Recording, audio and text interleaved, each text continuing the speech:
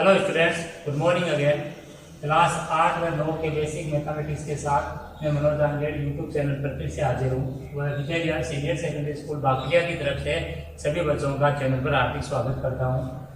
पिछली क्लास में हमने पूर्णांकों का योग, व्यवकलन यानी बाकी, गुणन व भाग, इनकी संक्रियाएं यानी इन पर क्या क्या संक्रियाएं होती है, कैसे सवालों को हल करना होता है, इस चीज को पूरी डिटेल में समझा। आज कुछ अपने इम्पोर्टेंट जो चीजें हैं उन पर थोड़ा डिस्कशन करेंगे, उसके बाद में जाता हूँ कि नियमों की ओर आगे बढ़ेंगे।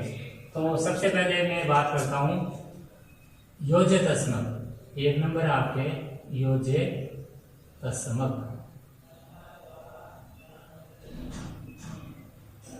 योज्य तस्मक, योज्य तस्मक क्या होता है वो समझिए।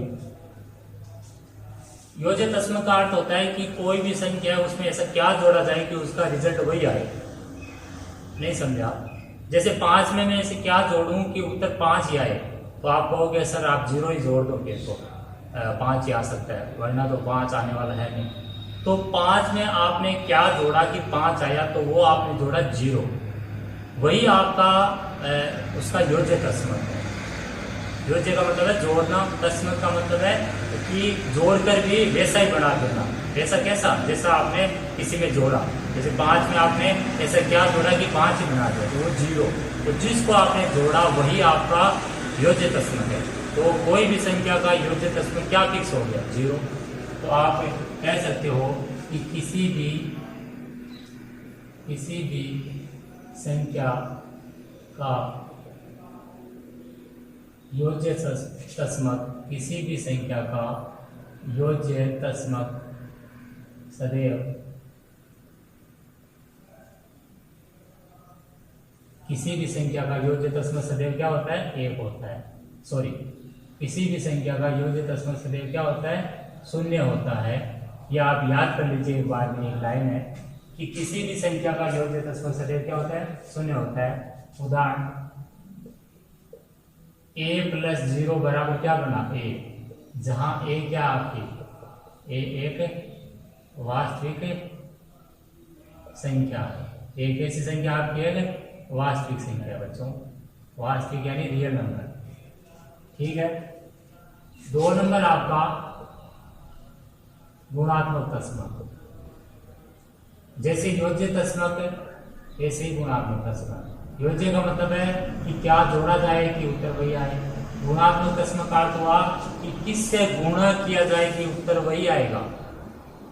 5 या और एग्जाम्पल ले सकते हो आप, 3 को किससे गुणा करूं कि उत्तर 3 ही आए, तो आप कहोगे सर 1 से गुणा कर दो वरना तो 3 आने वाला है। 3 को 0 से गुणा करोगे तो क्या 0 आएगा? 3 थोड़ी आएगा। तो 3 को 1 से गुणा करने पर 3 बन रहा है। 1/10 को भी 1 से गुणा करेंगे तो 1/10 आएगा। -3 को 1 से गुणा करेंगे तो भी -3 यानी वही आएगा। तो कहने का मतलब है कि किसी भी संख्या का गुणात्मक तस्मक का मान सदैव क्या होता है? 1 होता है। किसी भी संख्या का गुणात्मक तस्मक सदैव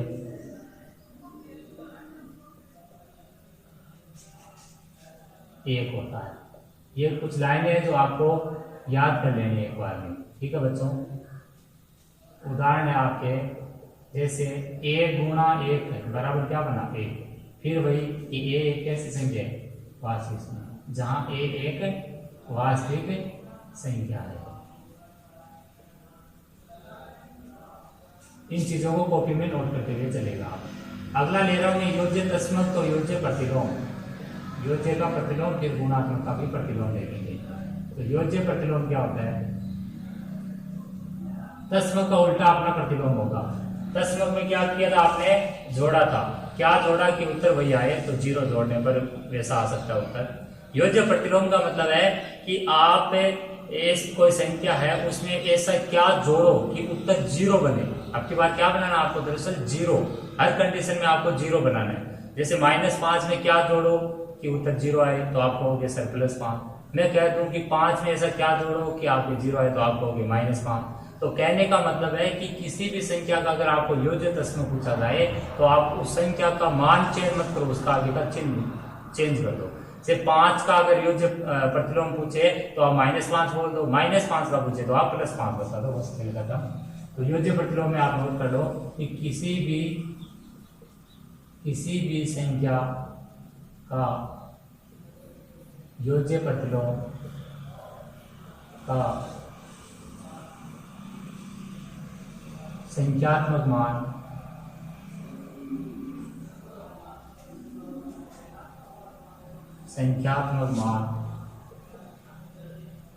किसी भी संख्या का योज्य प्रतिलोम का संख्यात्मक मान सदैव वही रहता है, लेकिन चिन्ह विपरीत कर देते हैं। चिन्ह क्या कर देते हैं? विपरीत कर देते हैं। जैसे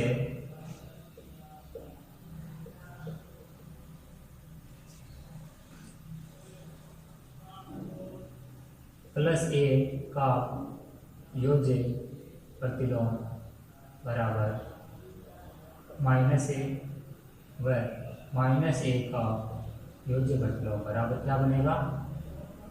+1। ठीक है क्या है बच्चों? यानी +5 का योज्य प्रतिलोम -5 और -5 का योज्य प्रतिलोम +5, यह आपके योज्य प्रतिलोम हुआ। अब मैं ले रहा हूं इसमें लास्ट है गुणात्मक प्रतिलोम। गुणात्मक प्रतिलोम क्या है वो देखते हैं। तो गुणात्मक प्रतिलोम भी गुणात्मक तत्सम का विपरीत होगा। गुणात्मक तत्सम में क्या करना होता है अपने को कि किससे गुणा करें कि उत्तर वही आए, तो वह है 1। गुणात्मक प्रतिलोम में क्या बनाएंगे? अपने उत्तर को 1 बनाएंगे। तो कोई संख्या उसको किससे गुणा करें कि उत्तर अपना 1 आए। तो आप कह सकते हो कि जैसे 5 है तो 5 को किससे गुणा करें कि उत्तर 1 आए, तो आप कहोगे 1/5 से। मैं कह दूं 1/5 को किससे गुणा करो कि उत्तर 1 आए, तो आप कहोगे 5। तो इस चीज को नोट करो आप कि किसी गुणात्मक प्रतिलोम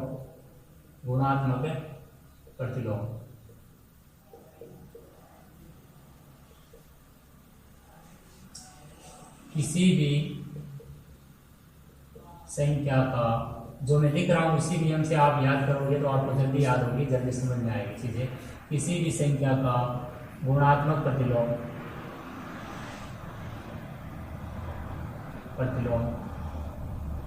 ज्ञात करने के लिए, किसी भी संख्या का गुणात्मक प्रतिलोम ज्ञात करने के लिए हम सबसे पहले गुणात्मक प्रतिलोम ज्ञात करने के लिए हम सबसे पहले क्या करेंगे? उस संख्या को परिमेय बनाते हैं।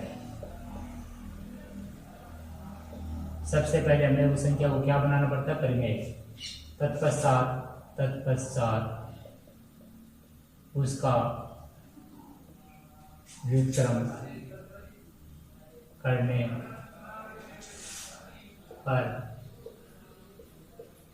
करने पर प्राप्त मान ही दी गई संख्या का गुणात्मक प्रतिलोम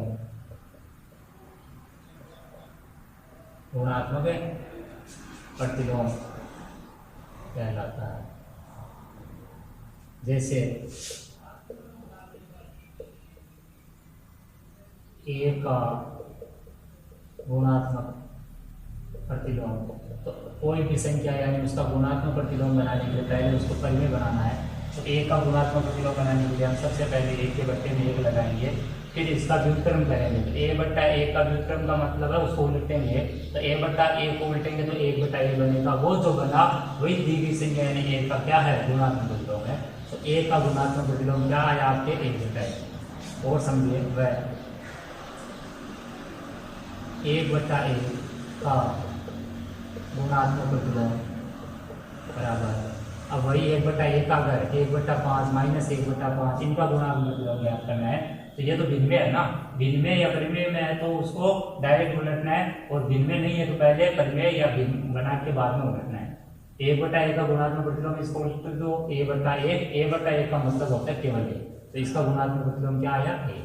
ये आपके योज्यतात्मक, योज्य प्रतिलोम, गुणात्मक और गुणात्मक प्रतिलोम की चर्चा हुई।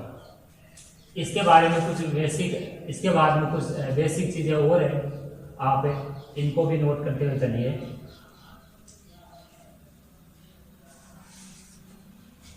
नोट घातांकों के नियम हम अगली क्लास में लेंगे। नोट किसी भी संख्या को शून्य से गुणा करने पर परिणाम सदैव शून्य, सदैव क्या आता है? शून्य आता है। जैसे -3 गुणा 0 बराबर भी 0, 16 गुणा 0 बराबर भी 0, 1/3 गुणा 0 बराबर भी 0। यानी आप किसी भी संख्या को अगर 0 से गुणा करोगे तो 0 आएगा। लेकिन ध्यान रखिए 0 गुणा 0 बराबर 0 नहीं होता है।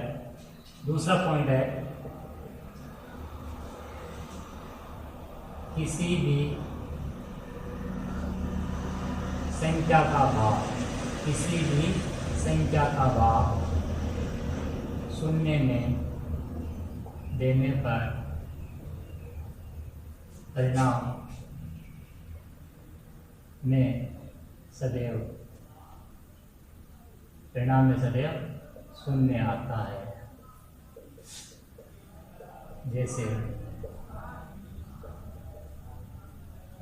0/3 0, -7/0, सॉरी 0/-7 0। ठीक है प्यारे बच्चों, तो आप ये यूँ कह लो 0/2/3 फिर भी 0। यानी कोई भी संख्या है उसमें अगर आप दरअसल जीरो में अगर किसी भी संख्या का भाग रखते हो, किसी भी संख्या का भाग शून्य में देने पर परिणाम में सदैव क्या होता है? शून्य आता है। अब इसी का उल्टा देखते हैं, तीसरा, कि शून्य का भाग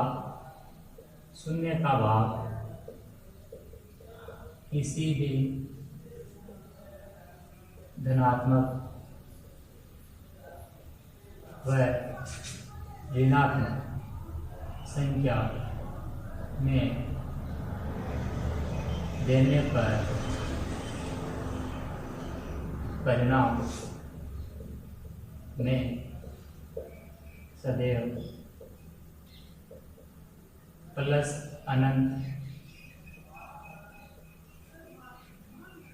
या माइनस अनंत आता है। जैसे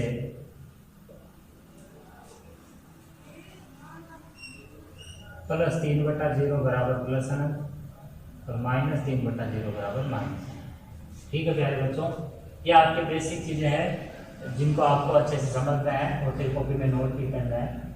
आज की इस क्लास को मैं यहीं पर विराम देता हूँ। धन्यवाद।